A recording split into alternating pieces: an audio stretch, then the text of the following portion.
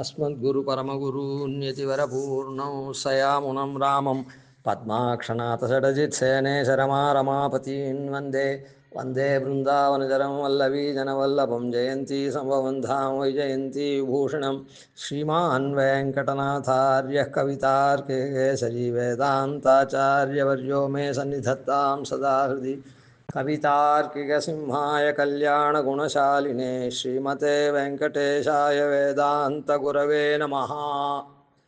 இந்த முடிவில் அனுசந்திக்கிற தனியனில் சுவாமி தேசிகனுடைய பூர்வார்த்தத்தில் பரத்வத்தையும் சௌலபியத்தையும், கவிதார்க்கிக சிம்ஹாயான்னு பரத்வத்தையும், கல்யாண குணசாலினேன்னு சௌலபியத்தையும் சொல்கிறது அப்படின்னு சொன்னோம். ஏன்னா எம்பெருமான் தான் தஞ்சம். அந்த எம்பெருமானை நமக்கு காட்டி அவனிடத்தில் சேர்ப்பிக்கிறதுனால ஆச்சாரியாலும் நமக்கு அந்த ரூபேண தஞ்சம். அதனால் ஆச்சாரியனுக்கும் பரத்வேசத்து சௌலபியம் ஓணுமானத்தினால அந்த குணங்கள் இங்கே சொல்லப்பட்டது அப்படின்னு சொன்னோம். அந்த ரூபமாக இருக்கக்கூடிய சுவாமி தேசிகன் அப்படின்றது அனுசந்தானம் பண்ணுறோம். சுவாமி தேசிகன் பிரசங்காத்து பிரசக்தானு பிரசக்தியாக நாமும் சுவாமி தேசிகன் ஆச்சாரிய லக்ஷணம் சாதிச்சிருக்கார். சித்தம் சத் சம்பிரதாயே அப்படின்ற ஞாசவிம்சதி முதல் ஸ்லோகத்தில் அதில் 14 குணங்கள் உடைய ஆச்சாரியன் நாம் அணுக வேண்டும்னு சாதிச்சிருக்கார். அதில் முதல் 7 குணங்கள் சித்தம் சத் சம்பிரதாயே அப்படின்னு ஆரம்பித்து சத்தியவாச்சம் அப்படின்ற பர்யந்தமான 7 குணங்களில் பரத்தத்துக்கு தேவையான குணங்கள் படிக்கப்பட்டது அப்படின்னும், மேலே சமயநேதையா சாதுவிருத்தியா சமேதம் ஸ்வபரஹிதப அதிலிருந்து ஆரம்பித்து ஸ்வபரஹிதபரம் அப்படின்ற பர்யந்தம் சௌலபிய குணத்தை உடைய ஆச்சாரியனாக இருக்கணும், ஆச்சாரியனுக்கு சௌலபிய குணமும் இருக்கணும்னு ரெண்டும் காண்பிச்சிருக்கார் அப்படின்னு சொன்னோம். அதில் பரத்துவ குணத்தெல்லாம் ஓரளவுக்கு அனுசந்திச்சிட்டோம். இப்போ சமய நியதையா சாது விருத்தியா சமேதம் அப்படின்னு சௌலபிய உபயுக்தமான குணத்தில் முதல் குணத்தை அனுசந்திக்கிறோம். சமயம் அப்படின்றது அவரவர் சமயந்தோறும் அப்படின்னு இந்து சமயம், புத்த சமயம், ஜெயின சமயம் அப்படின்ற அந்த சமயம் இல்லை. இது சமயம்னா வேலை, காலத்தை குறிக்கிறது, காலவாட்சி இந்த சமயம்ன்றது. அதனால் பொதுவாக சமய நேத்தையா சாதுர்த்தினா கலிகாலத்துக்கு தகுந்த, அதாவது பெரியோர்கள் காலத்துக்கு ஏற்ப பெரியோர்கள் எதை ஒத்துண்டு பண்ணுறாலோ அந்த ஒழுக்கத்தை உடையனாக இருக்கணும் அப்படின்னு சொல்லப்படுறதுங்க. பொதுவில் பரமை காந்திகளாக இருக்கக்கூடியவா எப்படி இருப்பான்னா ரொம்ப சிஷ்டாளாக ஏகாந்தமாக இருக்கக்கூடியவா. இந்த 7 குணங்கள் அவளிடத்துல ரொம்ப பூர்ணமாக பொருந்தி இருக்கும். ஆனால் எல்லா பரமை காந்திகளும் ஆச்சாரியாளாக ஆக மாட்டான்னா தகுதி இல்லைன்னு அர்த்தம் இல்லை, அவளுக்கு அதில் விருப்பம் இருக்காது. ஆச்சாரியனை ஆகணும்னு சொன்னால் சிஷ்யனை கை கொள்ளணும், சிஷ்யனை கை கொண்டால் சிஷ்யனை நல்ல சிஷ்யனாக தான் கை கொள்ளணும், இல்லைன்னா சிஷ்ய பாப்பம் குரோரப்பின்னு சொல்லியிருக்குது. அப்படி நல்ல சிஷ்யனை கை கொள்ளணும்னா 1 வருஷமோ 6 மாதமோ 3 மாதமோ அப்படிலாம் அவனை பரீட்சை பண்ணி தான் அவனை ஏற்றுக்கணும். இப்படிலாம் இருக்குது. அதனால் எல்லா பரமை காந்திகளும் ஆச்சாரிய ஆர்த்துக்கு அவளுடைய மனசு இடம் கொடுக்காது. அவள் தன்னுடைய காரியத்தை பார்த்துட்டு அப்படியே இருந்தால் கூட யார் சச்சிஷ்யனாக வரானோ அவனுக்கு மாத்திரம் அவள் பண்ணுவாள். சரி இருக்கட்டும். அதனால் இப்போது அப்படி அவளை போல துல்லியத்தேன இருக்கக்கூடிய அவருடைய புத்திர பிரேஷ்யஸ்ததா சிஷ்யா இத்தியவஞ்ச நிவேதையேத்துன்னு சொல்லியிருக்குது சாஸ்திரத்தில். யாருக்கு சரணாகதி பண்ணி வைக்கலான்னா புத்திரனுக்கு பண்ணலாம், பிரேஷ்யனுக்கு பண்ணலாம், வேலைக்காரனுக்கு, அப்புறம் சிஷ்யனுக்கு பண்ணலாம். ஆனால் மாதிரி அவரிடத்துல வேதாந்தங்கள் அங்கங்கள் அதெல்லாம் கற்றுக்கிற சிஷ்யனுக்கு பண்ணுவார். அவருக்கு ஒருத்தன் பிரேஷனாக இருந்து கைங்கரியம் பண்ணுறான்னா அப்போது அவன் தகுந்தபடியாக ருச்சிகளாக இருந்து அப்படி இருந்து தான் கைங்கரியம் பண்ணுவானே தவிர ஏனோ தானோன்னு இருக்கவன்லாம் அவர் இடத்துல கைங்கரியம் பண்ண மாட்டான். புத்திரன் கேட்கவே வேண்டாம். என்ன குடிகுடியாக செய்கின்றோம் அப்படின்னு சொல்லிவிட்டு எந்த தந்தை அப்படின்னு சொல்லி ஏழாட்காலும் பழிப்பிலோம் நாங்கள்னு வர்த்தனால புத்திரன் அவருக்கு துல்லியத்துவன இருந்து சுத்தனாக இருக்க போகிறான். பிரேஷனும் அவருக்கு கூட இருந்து பணிவிடையெல்லாம் செய்யறதுனால அவருக்கு தகுந்த மாதிரியான சுச்சியோடு இருக்க போகிறான். சிஷ்யன் அதாவது வேதாந்தங்களை கற்கிறான் அவர்கிட்ட வந்துன்னு சொன்னால் அவனும் சுத்தனாக இருந்து தான் கற்பான். அதனால் அவளுக்கெல்லாம் ஆச்சாரியனார். ஆனால் இப்போ சொல்கிற ஆச்சாரியன் நீங்கள் ஆச்சாரியல அப்போ அவளுக்கு இந்த ஆச்சாரிய லட்சணம்லாம் இருக்கும், இல்லைன்னு சொல்லலை. ஆனால் இங்கே சொல்கிறது என்னன்னா, போல்வார் எப்படிப்பட்ட ஆச்சாரியன்னு நாம் அணுக வேண்டும் அப்படின்னு சொல்கிற பிரகரணம். அந்த இடத்துல ஆச்சாரியன் என்ன பண்ணுவார்? புத்திரனுக்கு தானே சொல்லி வச்சுட்டு போகிறார். அதனால் புத்திரன் ஆச்சாரியனை தேடிட்டு போக வேண்டிய அவசியம் இல்லை. பிரேஷனையும் நன்னா அவர் புடம் போட்டு அவரே ஆச்சாரியன் ஆகிட போகிறார். சிஷ்யனுக்கும் அதே பண்ண போகிறார். அதனால் அந்த இடத்துல இந்த ஸ்லோகத்துக்கு அவகாசம் இல்லை. இந்த ஸ்லோகத்தினுடைய குணாதிசயங்கள் அவருக்கு இல்லைன்னு சொல்ல வரத்துக்கு இல்லை. இவன் தேடிட்டு போகிறவன் இல்லை. ஆச்சாரியனே சிஷ்ய ரத்னத்தை உண்டாக்குறாருங்க. இங்கே அப்படி இல்லை. இந்த சிஷ்யன் சாமானியன், பசுர் மனுஷ பக்ஷிவா ஏஜ வைஷ்ணவ சம்சயாக அப்படின்னு இருக்க. அப்படி பசு பிராயமாக இருக்கக்கூடிய மனுஷன் இவாள்லாம் இந்த மாதிரி ஆச்சாரியன் அடையணும். அந்த ஆச்சாரியனுக்கு இந்த குணங்கள்லாம் இருக்கும் அப்படின்னு சொல்லச்சு. அப்போது இந்த ஆச்சாரியன் எப்படி இருக்கணும்னா, சமய நியதையா சாது விருத்தியா சமேதம். அங்கே இப்போது அதை சொன்னதுனால இப்போ அதுக்கும் அர்த்தம் சொல்லணும், இதுக்கும் அர்த்தம் சொல்ல வேண்டியதாக போடுது. சமய நியதையா சாது விருத்தியா சமேதம்னா அவர் எப்படி இருப்பார்? கலிகாலத்துக்கு உண்டான பெரியோர்கள்லாம் அனுஷ்டித்த அனுஷ்டானத்தை இது பண்ணிட்டு அனுஷ்டான நேரத்தில் அவர் இருப்பார். இப்போ இந்த ஆச்சாரியனுக்கு சொல்ல வரச்சே சமயநேயத்தையா சாதுவிருத்தியா சமேதம்னா அந்த மாதிரி இருக்கணும்னு அந்த அர்த்தத்தை மாத்திரம் சொல்லக்கூடாதுங்க. ஏன்னா இவர் கை கொள்ளக்கூடிய சிஷ்யனுக்கும் சமயம் இருக்குது. சமயம்னா சந்தர்ப்ப சூழ்நிலை. அதான் அதனால் அப்போ அவனை கை கொள்ளச்சு அவனுக்கு எந்த சந்தர்ப்ப சூழ்நிலையில் அவனுக்கு என்ன மாதிரியான உபதேசாதிகளை பண்ணி அவனை எந்த நிலைமையில் நிறுத்தணுமோ அந்த மாதிரி நிறுத்தி அவனை கை கொள்ளணும். அது எல்லாரையுமே இப்போது அந்த ஆச்சாரியர் இருக்காரே, அவர் என்ன பண்ண போகிறார்? தன்னோடக்க பிள்ளையை சுத்தமாக வச்சுக்க போகிறார், அனுஷ்டான பரனா. சிஷ்யனையும் அதே மாதிரி வச்சுக்க போகிறார். பிரேஷனையும் அவனுக்கு தகுந்த மாதிரியா தனக்கு தகுந்த மாதிரியா அவனை சுத்தனாக வச்சுக்க போகிறார். இப்போ இந்த இடத்துல இந்த ஆச்சாரியன் இதான் நம்ம விஷயம். நாம் இப்போ இங்கே பார்க்குற விஷயத்தில் இந்த ஆச்சாரியன் எல்லா சிஷ்யனையும் ஒரே மாதிரி வச்சுக்க முடியாது.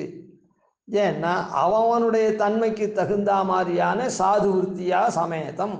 அவனுக்கு ஒரு சாது விருத்தி, அசாது விருத்தியை எப்பவுமே சொல்லக்கூடாது.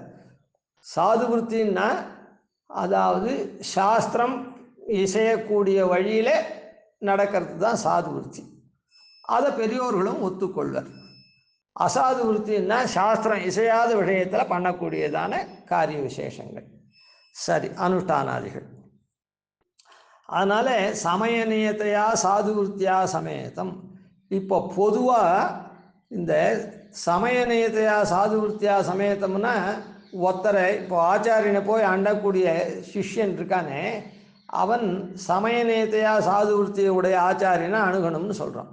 அதே இன்னும் வேறு எந்த துறைக்கு நாம் போய் ஒருத்தரை அணுகணும்னு சொன்னாலும் அவள் சமய நியத்தையா சாது விருத்தி கொள்ளவே முடியாது. ஒருத்தன் வாசிக்காதவனை கொண்டு வேலை கொடுத்துட முடியுமா? கொடுக்க முடியாது. இவனுக்கு இவ்வளோ தானே இருக்குது அதனால் இவனை சேர்த்துருவோம் அப்படின்னு சேர்க்க முடியுமா? சேர்க்க முடியாது. அதே மாதிரி ஒருத்தன் ரொம்ப படிக்கவே தெரியாத இருக்கவனே அவனை பெரிய விஷயங்களை சொல்ல முடியுமா? இல்லை நாம் அவர்கிட்ட நமக்கு என்ன தேவையோ அந்த படிப்பு இல்லாத வேற ஒரு படிப்பு படித்த இவரை கொண்டு எனக்கு இதை சொல்லி கொடுன்னா அவரால் சொல்ல முடியுமா? ஆண்டவே முடியாது. அவளால் என்ன கை கொள்ளச்சே அவளுக்கு தகுந்தவனாக இருந்தால் தான் கை கொள்ள முடியுமே தவிர யார் அண்டி போகிறானோ அவனுக்கு தகுந்த மாதிரி அவளால் சாது விருத்தி பண்ண முடியாது. இந்த ஒரு இடத்துல தான் இது இன்னார் இணையார்னு இல்லாத அனைவருக்கும் மோட்சம் உண்டானத்தினால எம்மா பாவியர்க்கும் விதி வாய்க்குன்னு வாய்க்கும் கண்டீர்னு எல்லாருக்கும் மோட்சம் உண்டானத்தினால இதில் தான் எல்லாரையும் கை கொள்ள முடியும், எப்படி இருக்கவனையும் கை கொள்ள முடியும். மீதி எந்த துறையிலையும் எப்படி இருக்கவனையும் கை கொள்ள முடியாது. அந்த துறைக்கு தகுந்தவனாக இருந்தால் தான் கொள்ள முடியும். அதனால தான் இந்த இடத்துல சமய நியத்தையா சாது விருத்தியா சமேதம் அப்படின்னு சொல்லப்பட்டது. அதனால் வரக்கூடிய சிஷ்யன் இருக்கானே அவனுக்கு தகுந்த மாதிரி அவனோடத்தில் அவர் வந்து அவனை டீல் பண்ணணும்னு சொல்கிறோமே, ட்ரீட் பண்ணணும்னு சொல்கிறோமே, ஆன மாதிரி அவளோட அவளுக்கு தகுந்தபடியாக உபதேசாதிகளை பண்ணி அவளை வந்து கரத்தேற்றணும், பெருமாள் இடத்துல சமர்ப்பிக்கணும். அதுதான் இந்த இடத்துல சொல்லப்படுறது. இந்த இடத்துல இதுக்கு ஒரு விற்த்தாந்தம் சொல்லிடுறேன், அதனால் இது சரியாக போயிடும். சமய நியத்தை, அதாவது ரொம்ப குலீனனாக இருக்கான், அத்தியனமெல்லாம் பண்ணவனாக இருக்கான், படித்தவனாக இருக்கான், சாஸ்திரம் வாசித்தவனாக இருக்கான்னா அவனுக்கு என்ன பண்ணணும், வா உனக்கு பரநியாசம் பண்ணி வச்சுட்றேன் அப்படின்னு சொல்லக்கூடாது. அவனுக்கு காலக்ஷேபாதிகள்லாம் சொல்லி வச்சு அதுக்கப்புறம் பரநியாசத்தை பண்ணி வைக்கணும். ஏதோ திட்டமாக இருக்கான் அப்படின்னு சொன்னால் அவனுக்கு ஏதோ உபயுக்தமான ரகசியத்திரை சாராதிகளை சொல்லி அவனுக்கு ஒன்றுமே தெரியாது, அவனுக்கு அவகாசம் இருக்காது அப்படின்னா ஏதோ ஒரு 4 வார்த்தையில் சொல்லி அவனுக்கு இது பண்ணணும். இதுதான் சமய. அதே போல் அவனுடைய ஆச்சார அனுஷ்டானங்கள் மேல் கொண்டு நாளில் இருக்குதே, அவனுக்கு இல்லாமல் அவனுக்கு தகுந்த மாதிரி தான். எல்லாரையுமே நீ குடிமை வச்சுக்கோன்னு சொல்ல முடியாது. ஏன்னா அவனுடைய விற்த்தியில் அவன் கிராப் வச்சுன்னு போனால் தான், ஒரு உதாரணத்துக்கு சொல்கிறேன். ஆனால் வச்சுக்க முடிஞ்சவனே நீ சிக்க வச்சுட்டு தான் இருக்கணும், இப்படி தான் நீ பண்ணணும் அப்படின்லாம் சொல்லலாம். ஆனால் சமய நியத்தையா சாதுவிருத்தியா சமேதம்னா அவனுக்கு என்ன முடியுமோ அவனுடைய சூழ்நிலைக்கு அதுக்கு தகுந்த மாதிரி அவனுடைய உத்தர காலத்தில், அதாவது இப்போ ஆச்சாரியன் அண்டினத்துலேருந்து பரநியாசம் பண்ணிக்கிற போதும் பரநியாசத்துக்கு அப்புற காலத்துலேயும் எப்படி இருக்கணுன்றத அவர் அந்த மாதிரி அவனுக்கு உபதேசம் பண்ணணும். ஒவ்வொருத்தருக்கும் ஒவ்வொரு மாதிரி தான் சொல்ல முடியும். அவனுக்கு ஒரு தர்மமாக எனக்கு ஒரு தர்மமாக சட்டமானு கேட்க முடியாது. அவளுக்கு உண்டானத்தை அவர் சொல்லணும். சரி இவனுக்கு தான் இல்லையே, அதே மாதிரி அவனும் இருந்துட்டு போகிறான் இல்லாட்டா அப்படின்னும் விடக்கூடாது. அவன்லாம் இருக்குச்சே இவனும் தான் இருக்கட்டுமே அப்படின்னு இவனை நிர்பந்தமும் படுத்தக்கூடாது, முடியாதவனே. சரி இவன் இப்படி இருக்குச்சு அவனும் தான் அப்படி இருக்கட்டுமே முடிஞ்சவனே விட்டுடவும் கூடாது. நீயும் பரவாயில்ல, நீ எப்படி வேணா இருந்துட்டு போ அப்படின்னு சொல்லக்கூடாது. அதனால் இந்த ஆச்சாரியன் எப்படி இருக்கணும், சமய நியத்தையா சாது விருத்தியா சமேதம். இதுக்கு 2 உதாரணம் வில்லிவல ஐஷிங்கர் தரத்தில் உங்களுக்கு சொல்கிறேன். ஒரு மகானுடைய சரித்திரத்தை நாம் கேட்டோம்னா அதுவே நமக்கு ஒரு புண்ணியம். அந்த சரித்திர விசேஷத்தை 2 சரித்திரம் 2 உதாரணத்துக்காக 2 விஷயத்தை சொல்கிறேன். அதாவது வில்லிவல ஐஷிங்கர் இடத்துல அத்தியந்தம் பக்தி கொண்டவர். வில்லிவல ஐஷிங்கர் புஸ்தகங்கள்லாம் போட்டார், பிரிண்ட் பண்ணணும். அதாவது மடத்தினுடைய நித்தியானுசந்தானம் அது இது இன்னும் என்னென்ன புஸ்தகங்களோ. அதுக்கு பந்தல்குடி ராமபத்ராச்சார சுவாமின்னு ஒருத்தர், அவர் ஐஐடியில் இருந்தார், எங்கே தெரியல, எனக்கு தெரியல, ஞாபகம் இல்லை. அவர் அந்த புஸ்தகங்கள்லாம் ப்ரூஃப் பார்த்து அதெல்லாம் பண்ணார். அதுக்காகவே அவர் கொஞ்ச நாள் அதுக்காக ஒதுங்கி அதான் தன்னுடைய காரியங்கள்லாம் விட்டு ஐதம்பரியமாக காரியங்கள்லாம் பண்ணார் அந்த புஸ்தகத்தை வெளிக்கொணர்றதுக்கு.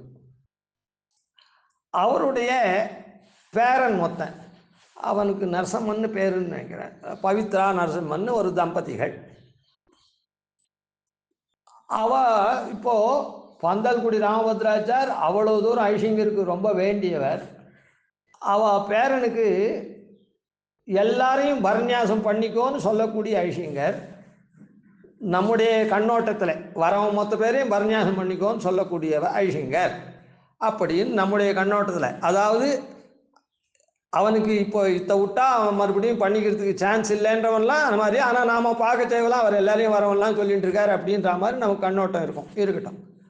அப்படி இருக்குச்சே அந்த பந்தல்குடி ராமபத்ராச்சாருடைய பேரனுக்கு பரநியாசத்துக்கு அவன் பிரார்த்திச்சான்னா, அவள் அம்மா பிரார்த்திச்சாலோ இல்லை அவள் தாத்தாவே பிரார்த்திச்சாலோ, டே உனக்கு இப்போ பரநியாசம் வேண்டியதில்லை, நீ ரகசியத்திரைய சாரத்தில் ஒரு 5-6 அதிகாரமாவது சேவிச்சுட்டு அதுக்கப்புறம் நீ பரநியாசம் பண்ணிக்கோ அப்படின்னு சாக்கிட்ட.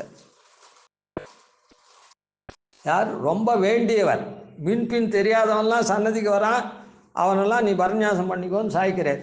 ஆனால் இது நன்னா தெரிஞ்சு அவருக்காகவே 2-3 வருஷங்கள் ஒரு இடத்துல பாம்பேயிலே என்னமோ குர்த்தனம் இருந்து, வாடகைக்கு வீடு எடுத்துட்டு குர்த்தனம் இருந்து இந்த பிரிண்டிங் விஷயங்கள்லாம் அவர் ப்ரூஃப்லாம் பார்த்து நன்னா பண்ணின அவ்வளோ ஐஷிங்கருக்கு அத்தியந்த அணுக்கராக இருக்கக்கூடிய அவருடைய பேரனுக்கு பரநியாசத்துக்கு பிரார்த்திச்சாள்னா, நீ ரகசியத்திரை சாரத்தில் ஒரு 5-6 அதிகாரமான பண்ணிட்டு நீ சரணாகதி பண்ணிக்கணும். ஏன் அந்த இடத்துல சரி இவனுக்கு சரணாகதி பண்ணி வச்சுடுவோம், இவர் பேரன், இவன் இல்லை, இவர் பேரனாக இருக்கான், இவர் இவ்வளோ விஷயம் தெரிஞ்சவராக இருக்க, அந்த அவருடைய பேரன் ஒன்றுமே தெரியாத பண்ணிக்க வேண்டாம், கொஞ்சம் விஷயம் தெரிஞ்சுட்டு அப்புறம் பண்ணிக்கட்டும் அப்படின்னு. அதான் சமய நியதையா சாது விருத்தியா சமேதம். அப்புறம் அவன் என்ன பண்ணான், இந்த ஐஷிங்கர்கிட்ட அந்த ஐஷிங்கர் ஒரு காலம் ஆயிடுத்து, இந்த ஐஷிங்கர்கிட்ட கல்யாணம் ஆகி ஆம்டியாளுக்கு சமாஷனத்துக்கு வந்தாரோ என்னமோ.